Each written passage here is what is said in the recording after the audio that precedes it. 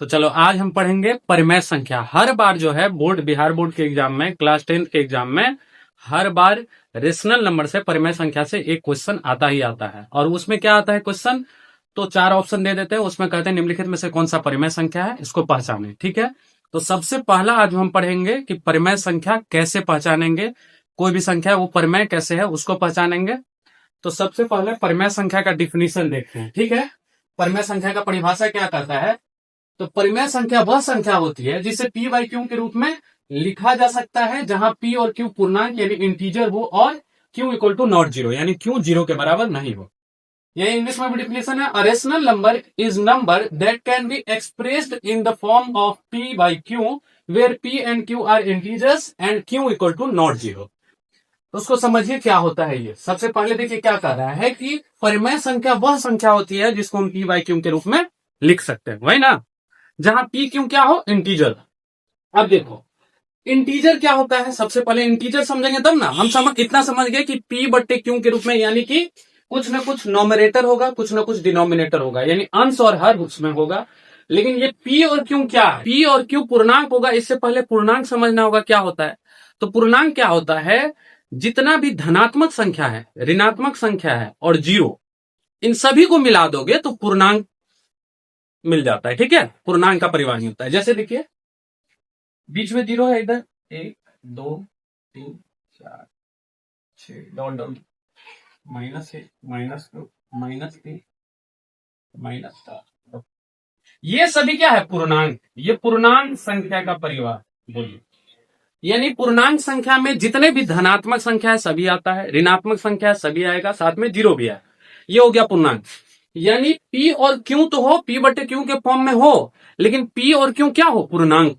ठीक है, अब जैसे समझते हैं 2 बटे पी, ठीक है, ये क्या है, परिमेय संख्या है, रेशनल नंबर है। तो इसमें पी भी पूर्णांक है, क्यू भी पूर्णांक है कि नहीं, 2 पूर्णांक है, 3 भी पूर्णांक है,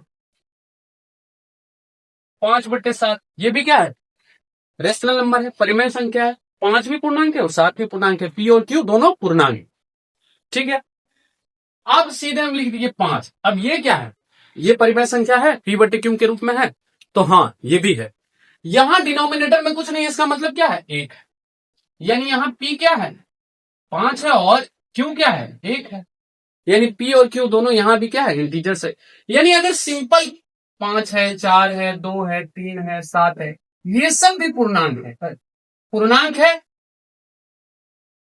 ठीक है, और यदि ये पूर्णांक है क्या होगा, रेशनल नंबर होगा, परिमेय संख्या होगा।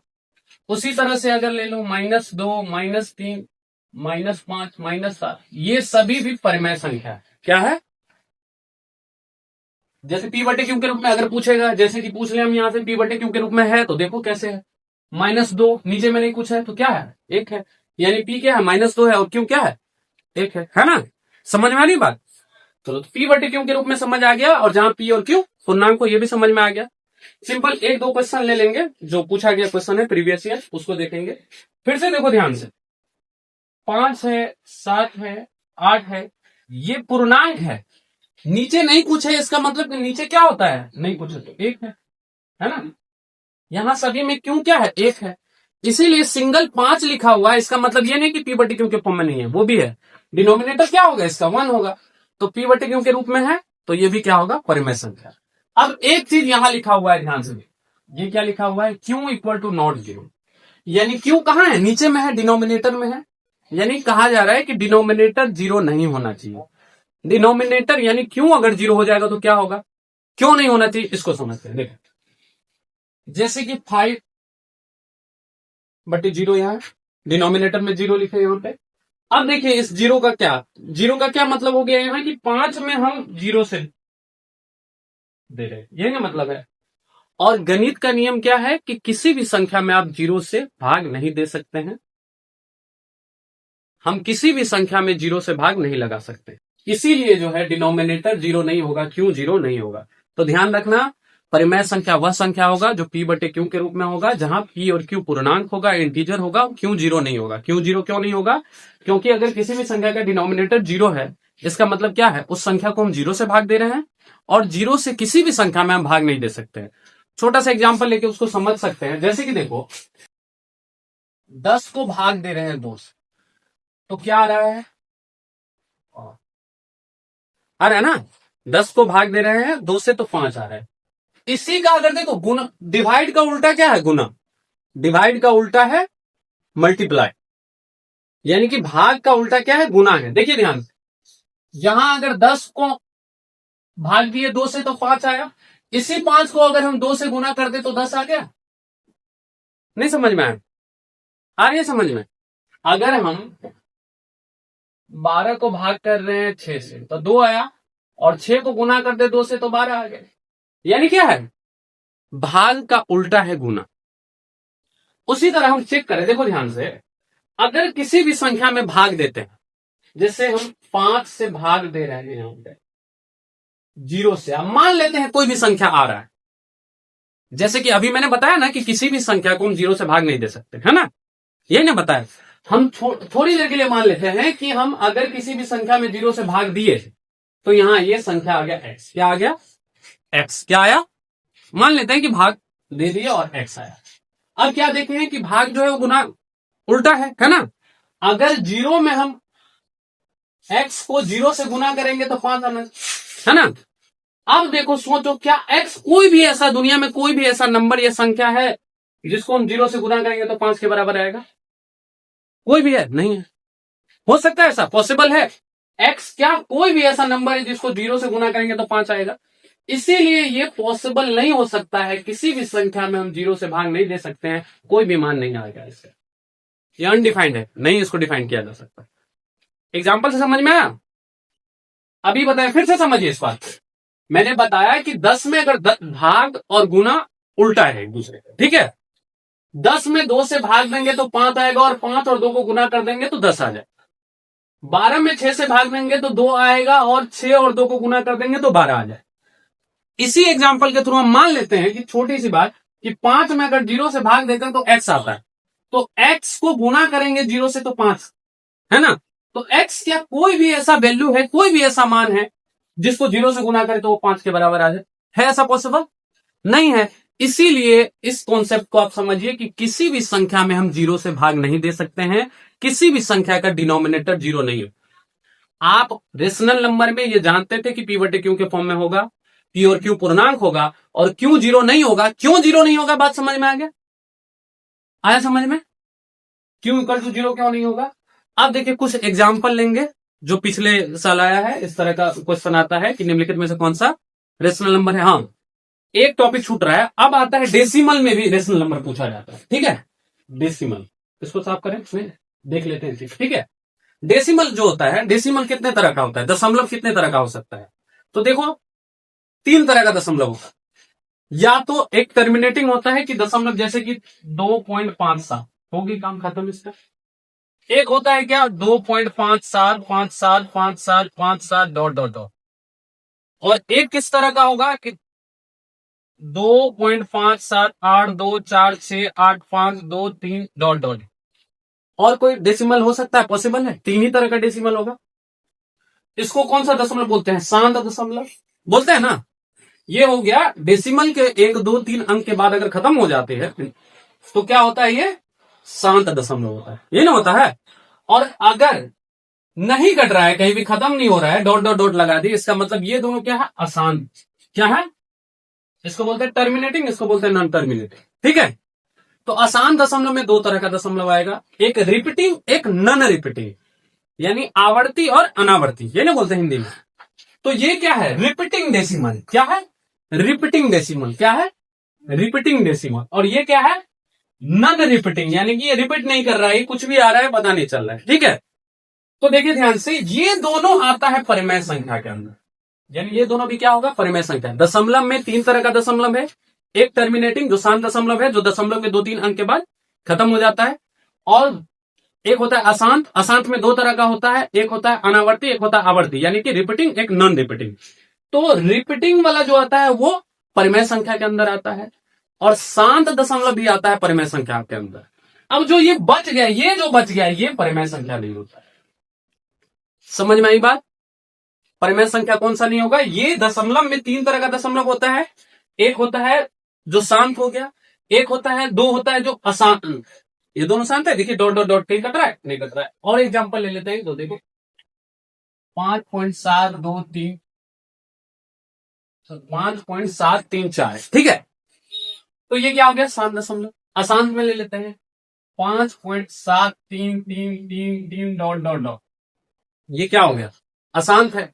तो ये दोनों जो है, यानी कि शांत दशमलव तो है ही परिमेय संख्या, अशांत में जो रिपीटिंग वाला है, जो रिपीट कर रहा है, वो होगा परिमेय संख्या। अब बच गया कौन सा, अशांत में नॉन रिपीटिंग वाला, अनावर्ती वाला, तो वो हो जाएगा अपरिमेय संख्या, ठीक है। अपरिमेय संख्या जब पढ़ाएंगे तो और भी बताएंगे, रूट के अंदर जो होता है वो भी होता है। अब कौन सा रूट के अंदर होता है वो आगे पढ़ेंगे जब अपरिमेय संख्या पढ़ाएंगे, ठीक है। अभी फिलहाल क्या पढ़ना है, परिमेय संख्या। समझ में आया। तो परिमेय संख्या सबसे पहले समझे कि पी बटे क्यू के फॉर्म में होता है, ये हो गया परिमेय संख्या, जो पी और क्यू क्या हो, पूर्णांक होगा, और Q equal to not zero, Q zero के बराबर नहीं होगा। दूसरा क्या समझे हैं कि अगर दशमलव में है, अगर ऑप्शन दशमलव में आ गया, जैसे बहुत बार पूछा जाता है, अभी दिखाएंगे एक दो सवाल, तो उसमें ध्यान रखना कि अगर टर्मिनेटिंग हो गया, शांत दशमलव हो गया, तो वो हो गया परिमेय संख्या, ठीक है। अशांत है और रिपीटिंग है, वो भी हो गया परिमेय संख्या। और अशांत है और रिपीटिंग नहीं है, नॉन रिपीटिंग यानी अनावर्ती है, तो वो हो जाएगा अपरिमेय संख्या। अपरिमेय संख्या और पढ़ाना है, फिलहाल ये 3 था, तो वो 2 हो गया परिमेय संख्या, तो एक ही बच गया, तो ये हो गया अपरिमेय संख्या, ठीक है। अब रियल नंबर जब पढ़ाते हैं तो उसमें परिमेय और परिमेय संख्या दोनों आता है, ठीक है। तो फिलहाल हमको ये पढ़ाना था कि परिमेय संख्या कैसे पहचानेंगे। अभी 2-4 सवाल लेते हैं और पूछते हैं, देखते हैं कैसे क्या। चलो देखो, तो कभी कभी कंफ्यूजन होता है, जहां जहां कंफ्यूजन होता है उसको पहले क्लियर कर लेते हैं। जैसे कि जीरो क्या है, जीरो परिमेय संख्या है या नहीं है, ठीक है। जीरो परिमेय संख्या है या नहीं है, तो देखिए डिनोमिनेटर में कुछ नहीं है, इसका मतलब क्या है, एक है, यानी पी क्या है, जीरो, और क्यू क्या है, 1। तो जीरो क्या है, पूर्णांक है, यानी कि पी पूर्णांक है, और क्यू क्या है, एक है, ये भी एक भी पूर्णांक है। तो पी और क्यू क्या है, यहां दोनों पूर्णांक है, इसीलिए जीरो भी क्या होगा, एक परिमेय संख्या। क्या होगा, यही तो बताए थे, जिसको पी बटी क्यू के रूप में लिख सके और पी क्यू पूर्णांक को, यानी जीरो है, अगर सीधे जीरो है इसका मतलब क्या है, डिनोमिनेटर नहीं कुछ है तो 1 है, तो क्यू हो गया 1 और पी हो गया 0, और दोनों हो गया पूर्णांक। डिफिनेशन में क्या था कि क्यू जीरो नहीं होना चाहिए, ऐसा थोड़ी ना कि पी जीरो नहीं होना चाहिए, क्यू जीरो नहीं होना चाहिए। और निगेटिव भी, जितना भी निगेटिव भी संख्या है उसको देख लीजिए, -2/3 है, -4/5 है, -6/7, ये सब भी क्या है, परिमेय संख्या, ठीक है। अब देखिए कभी कभी ऑब्जेक्टिव में क्वेश्चन आता है कि पाई, पाई के बारे में पूछा। अब जो है पाई और पाई का मान, यानी कि ये पाई और पाई का मान क्या है, 22/7। तो ये जो है ये है अपरिमेय संख्या, पाई जो होता है वो है अपरिमेय संख्या, और पाई का मान जो है 22/7 वो है परिमेय संख्या। ये क्या है, पी बटे क्यू के फॉर्म में है, पी क्या है 22 है, और क्यू क्या है 7 है, और पी क्यू क्या है, दोनों पूर्णांक इंटीजर है, इसीलिए परिमेय। और पाई जो है अपरिमेय है, ऐसा क्यों है, जबकि इसी का मान है ना 22/7। तो इस कॉन्सेप्ट को समझिए पहले, पाई का जो ये मान है जो 22/7, ये पाई का मान एक्चुअल मान नहीं, एक्चुअल मान नहीं है, ये पाई का एक्चुअल मान नहीं है, ये पाई के करीब करीब मान है। पाई का एक्चुअल मान अभी तक फाइंड नहीं किया गया है, दशमलव के बाद अंक बहुत सारे मिलियन ट्रिलियन अंक तक निकालते रह गया, मास्टर कंप्यूटर भी निकाला, लेकिन आज तक पाई का एक्चुअल मान क्या होगा वो फाइंड नहीं हुआ है। जैसे अभी बताए थे ना, डेसिमल में 3 तरह का डेसिमल बताए थे, एक शांत था, एक 2 अशांत था, जिसमें एक रिपीटिंग था, एक नॉन रिपीटिंग था, अनावर्ती। तो अनावर्ती क्या हो जाता था, अपरिमेय संख्या। तो ये जो पाई का एक्चुअल मान अभी तक नहीं फाइंड हुआ है, वो दशमलव के बाद बहुत सारे अंक तक निकलते ही रहता है, उसका नहीं एक्चुअल मान निकल पाया, इसीलिए ये क्या है, अपरिमेय संख्या है। और पाई का ये सन्निकट मान है, करीब करीब मान नहीं होता है, जैसे कि कपड़ा खरीदने जाते हैं, है ना, तो वहां पे रहता है 499, तो हम क्या मान के चलते हैं, 499 का है 500 मान, है ना, नहीं चलते हैं। अगर किसी को बोलते हैं कि 799 का कपड़ा है, तो क्या 799 बोलो, सीधे बोलते हैं 800 का, है ना।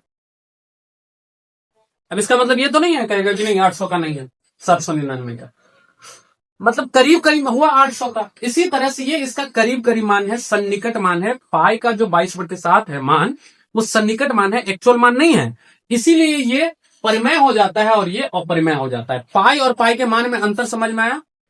परिमेय और अपरिमेय में अंतर समझ में, तो बहुत बार एग्जाम में पूछा जाता है, 4 ऑप्शन दे दिया जाता है। अभी होगा, लाओ दिखा दे रहे।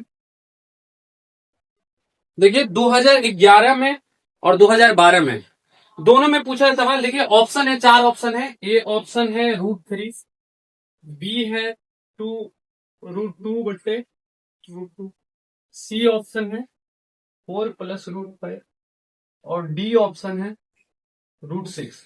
देखिए ये जो सवाल है इसमें कह रहा है कि इन चारों में निम्नलिखित में से कौन सा परिमेय संख्या है। क्या पूछ रहा है? निम्नलिखित में से कौन सा परिमेय संख्या है। 2011 में भी पूछा है, 2012 में भी पूछा है। तो कौन सा परिमेय संख्या है? ये तो है नहीं, ये कट गया। देखिए √2 से √2 कैंसिल हो गया, तो क्या बच गया? 2 और 2/1, यानी पी और क्यू पूर्णांक में है, p/q के फॉर्म में है, तो ये क्या हो गया? Option B correct answer. Clear है? आगे बढ़े। अगला देखिए पूछ रहा है कि √2 क्या है। √2 है एक, ठीक है। ऑप्शन दिया है परिमेय संख्या, अपरिमेय संख्या, प्राकृत संख्या, इनमें से कोई नहीं। तो परिमेय तो है नहीं, क्योंकि ये पूर्णांक है नहीं। अगर √2 का फाइंड करेंगे, √2 का मान निकालेंगे, तो इंटीजर पूर्णांक आएगा नहीं। अगर यही √2 के जगह √4 है मान लो, तो क्या हो जाता है? 2। तो ये क्या हो जाता है? परिमेय संख्या। √9 तो क्या हो जाता है? 3।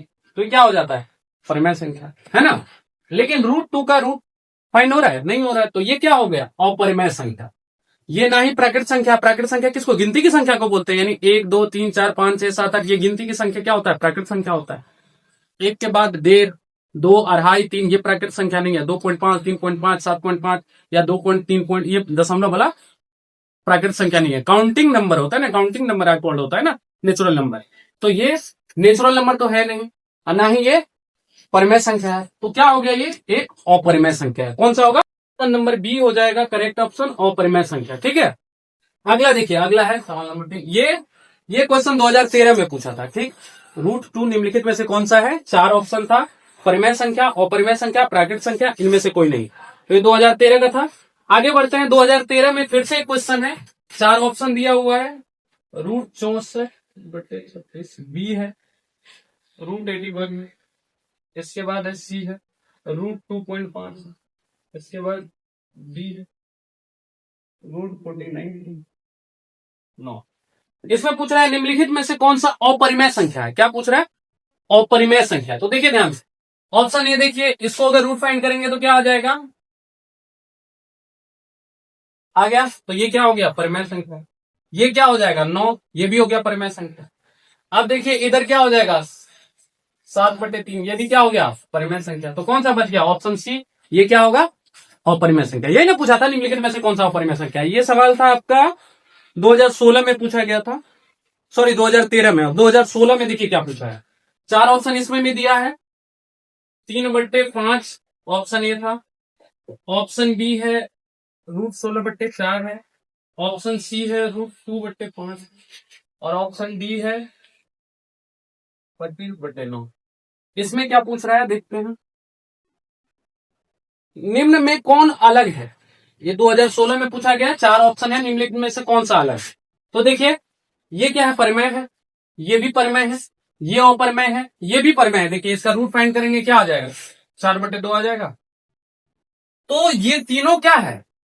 ये तीनों है परिमेय, और बीच वाला ये। देखिए ये अगला सवाल है, इसमें कह रहा है कि निम्नलिखित में से कौन सा अपरिमेय नहीं है। और ये पूछा गया है आपको 2019 का। 2019 में फर्स्ट सीटिंग 2019 में पूछा गया है, निम्नलिखित में से कौन सा अपरिमेय संख्या नहीं है। ये अपरिमेय संख्या है, इसका रूट फाइंड नहीं होगा। ये भी अपरिमेय संख्या है, ये भी अपरिमेय संख्या है, इसका भी रूट फाइंड नहीं होगा। बच गया ये, इसका रूट फाइंड हो जाएगा। देखिए 11 11 को गुणा करेंगे, इसका √121 का रूट फाइंड करेंगे, क्या आ जाएगा? 11। ठीक है। तो ये क्या हो गया? इसका 11 आ गया, इसीलिए ये क्या हो जाएगा? परिमेय संख्या। तो यानी कि ऑप्शन डी हो गया करेक्ट आंसर। ये तीनों क्या है? अपरिमेय है, अपरिमेय नहीं है, ये पूछा गया ना, तो ये ऑप्शन होगा डी में। चलिए आगे देखते हैं। अगला सवाल है, निम्न में से कौन सा अपरिमेय नहीं है? 2019 में वही अलग सवाल है। उसका ऑप्शन ए है √64/81, ऑप्शन बी है 2√3, ऑप्शन सी है, ऑप्शन डी है √3/2 देखिए इसमें क्या पूछा गया है, निम्नलिखित में से कौन सा अपरिमेय नहीं है। तो ध्यान से देखिए, ये अपरिमेय है, ये भी अपरिमेय है, ये भी अपरिमेय है, ये जो है वो अपरिमेय नहीं है। 8 आ जाएगा 64 का, और ये 9 आ जाएगा। तो ऑप्शन ए होगा करेक्ट आंसर। ठीक है,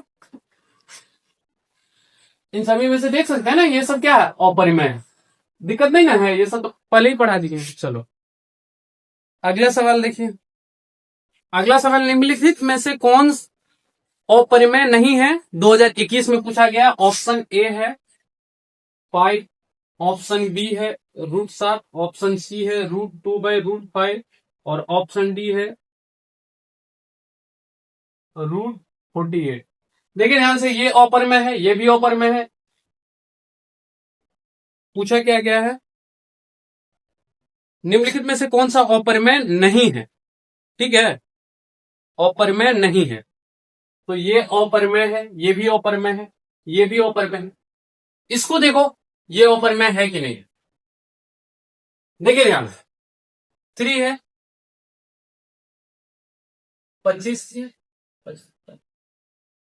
√48 है ना। 48 को क्या कर सकते हैं, 48 को अगर करोगे तो क्या आएगा, दो दो दो, कितना आ गया, 16। ध्यान से देखिए, 5 बार आ जाएगा रूट से, √3 बच गया। इधर 4 बार आ गया, √3 बच गया, √3 से कट गया, कितना हो गया, 15/4। यानी कि ये क्या हो गया, परिमेय संख्या, बाद में की अपरिमेय है। यही ना पूछा गया था कि अपरिमेय कौन सा नहीं है, तो ये क्या अपरिमेय नहीं है। इसको सॉल्व किए देख लिया ना। अगर √75 का मान निकालोगे तो क्या आएगा, 5√3, और √48 का मान निकालोगे क्या आएगा, 4√3। √3 से √3 कैंसिल हो जाएगा, बच क्या गया 5 या 15/4। इसका मान अगर इसको सॉल्व करोगे 15/4 आएगा, और 15/4 क्या है, परिमेय संख्या है। यही ना पूछा गया, निम्नलिखित में से कौन सा अपरिमेय नहीं है, तो ये अपरिमेय नहीं है। ठीक है, ये था 2021 में पूछा गया था। अब अगला है 5/3। क्या है 5/3, कौन सा संख्या है, इसके बारे में ऑप्शन ए था परिमेय संख्या, अपरिमेय संख्या, पूर्णांक संख्या, इनमें से कोई नहीं। तो क्या है बताइए, ये है अपरिमेय संख्या, क्योंकि अपरिमेय है पाई, और इसको, ठीक है, तो ये क्या कौन सा संख्या होगा, अपरिमेय। तो कौन सा ऑप्शन है अपरिमेय, बी। करेक्ट आंसर ये होगा, 2021 में पूछा है ये क्वेश्चन है ये।